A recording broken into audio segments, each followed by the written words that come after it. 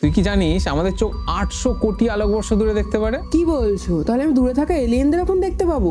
আরে দাঁড়া, এত উত্তেজিত হোস না। তুই যদি এতই দূরে দেখতে পেতিস তো চোখের সামনে থাকা বইটা নিশ্চয়ই দেখতে পেত। ছাড়ো তো, আগে বলো 800 কোটি আলোকবর্ষ, এটা কি সত্যি সম্ভব? হ্যাঁ, কিন্তু ব্যাপারটা দূরত্বের নয়, ব্যাপারটা হলো আলোর গতি। দূরের কোনো গ্যালাক্সি থেকে আমাদের পৃথিবীতে আলো আসতে সময় লাগতে পারে প্রায় 800 কোটি বছর।